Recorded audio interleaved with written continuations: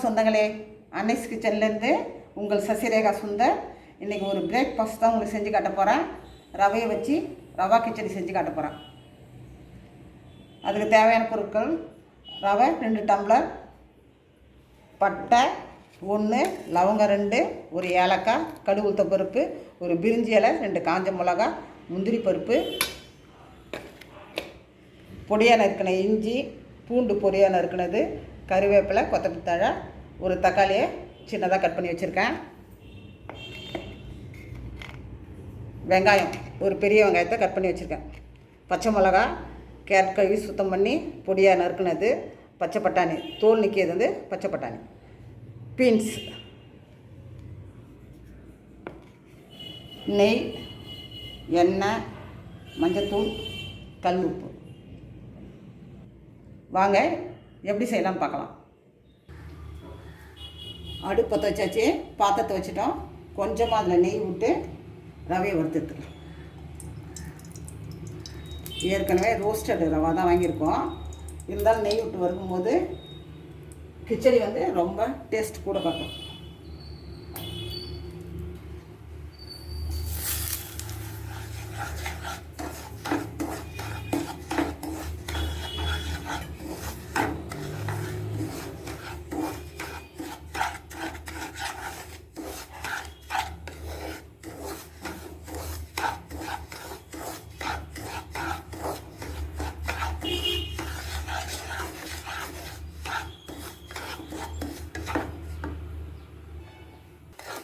ரவையை வறுத்தாச்சு, இப்போ பாத்திரத்தில் போட்டுக்கணும்.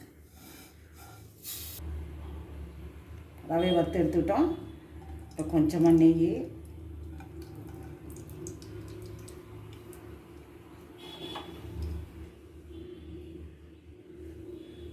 ரெண்டு ஸ்பூன் எண்ணெய் ஊற்றிக்கும். ஏன்னா காயெல்லாம் வதங்கணும்ல, அதனால் 2 ஸ்பூன் நெய் ஊற்றி.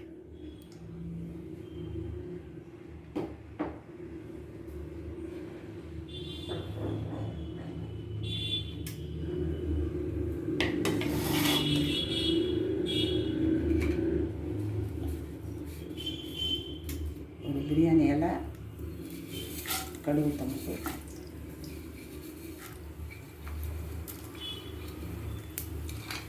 கடுகு உளுத்தம் பொரியும் போது ஒரு பட்டை, 2 லவங்கம், ஒரு ஏலக்காய், அதை போட்டுக்கணும்.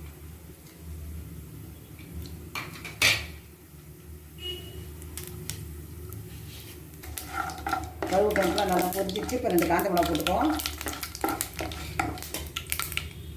காஞ்ச மிளகா பொரியும் போது இஞ்சி, பூண்டு பல், கருவேப்பிலை,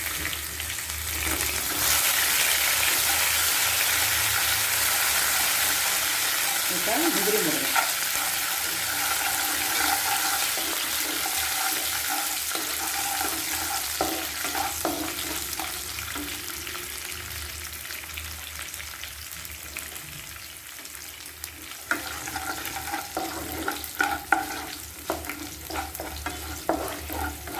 பூண்டு, இஞ்சி, முந்திரி எல்லாம் சேர்ந்ததும்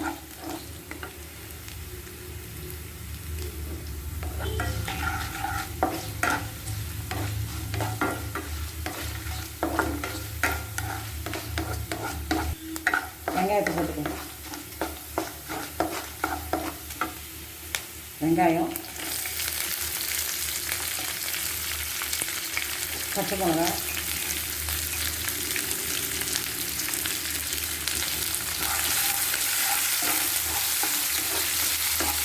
வெங்காயம் நல்லா பாதி வதங்கல்லைங்க. நம்ம கூட எல்லாத்துக்கும் பீன்ஸு, கேரட்டு, பச்சை பட்டாணி எல்லாத்தையும் சேர்த்துக்கணும். இப்போ பாதி வெந்துடுச்சு வெங்காயம். இப்போ கேரட்டு நறுக்கிய கேரட்டு, பச்சை பட்டாணி, பீன்ஸு எல்லாத்தையும் சேர்த்து நல்லா வதக்கணும்.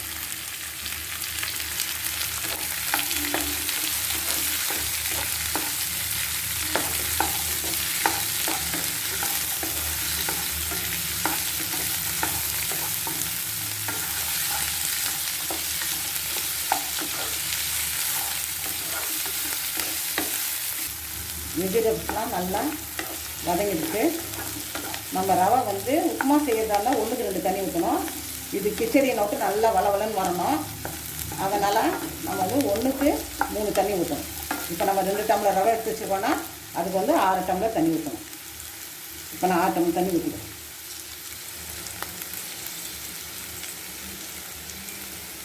இப்போ தக்காளி சேர்த்துக்கிறோம்.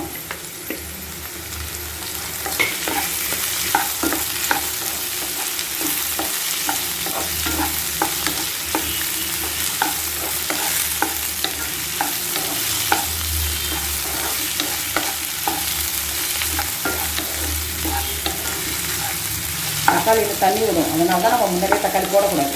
எல்லா வெஜிடபிள்ஸும் போட்டு நல்லா வதங்கி வரும்போது தான் தக்காளி வந்து கடைசியாக போடணும். இப்போ நல்லா தக்காளி வதங்கிடுச்சு. இப்போ நம்ம தண்ணி ஊற்றிக்குவோம். உப்புமா செய்கிற மாதிரி இருந்தால் நம்ம வந்து 1க்கு 2 தண்ணி ஊற்றணும். ரவா கிச்சடினா நல்லா வளவழன்னு வரணும். அதனால் நம்ம 1க்கு 3 தண்ணி ஊற்றணும். இப்போ நான் 1க்கு 3 தண்ணி ஊற்றுறேன். 2 டம்ளர் ரவை எடுத்துருக்கேன். அதுக்கு 6 டம்ளர் தண்ணி.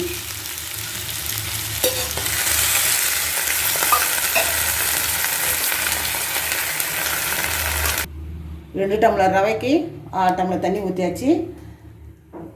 கொஞ்சமாக மஞ்சத்தூள் போட்டணும். மஞ்சத்தூள் தான் இது வந்து லுக்கு காட்டும். இந்த கிச்சடிக்கு மஞ்சத்தூள் தான் லுக்கு. கல் உப்பு போட்டுங்க. ஏன்னா தண்ணி இருக்க விட்டு கரைஞ்சிடும். கல் உப்பு போட்டுக்கலாம். கொஞ்சமாக போடணும் கல் உப்பு. இப்போ மூடி போட்டு நல்லா கொதிக்க வச்சு அதுக்கப்புறம் நம்ம ரவையை போட்டு காட்டுறோம்.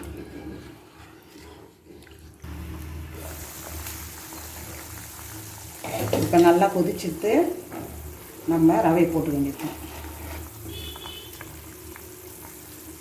கொஞ்சம் கொஞ்சமாக ரவை தானே கட்டி முட்டி இல்லாத அப்போ தான் இருக்கும்.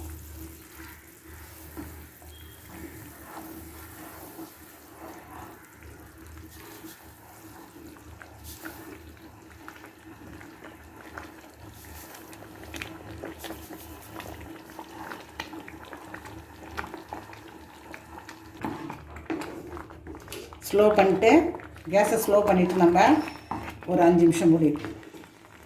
அப்போ தான் ரவை காய்கறி எல்லாம் நல்லா வெந்து நல்லா 5 நிமிஷம் ஆச்சு. இப்போ எப்படி வெந்திருக்குன்னு பார்ப்போம்.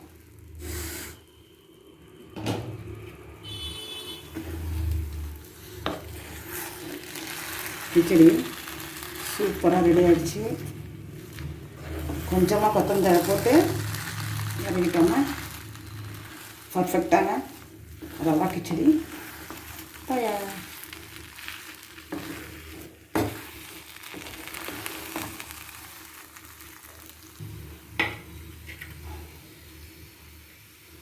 கொஞ்சமாக நெய் போட்டுக்குவோம்.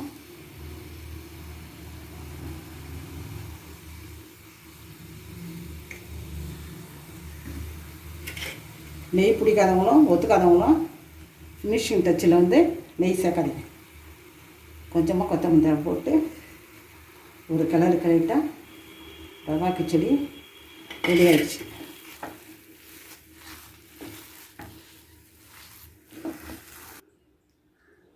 ஒரு சுவையான ரவா கிச்சடி ரெடி ஆகிடுச்சு. இதை வந்து பிரேக்ஃபாஸ்ட்டுக்கு நீங்களும் செஞ்சு பாருங்கள். அதுக்கு சைட் டிஷ் பார்த்தீங்கன்னாக்கா பச்சை மிளகாவில் அரைச்ச சட்னி.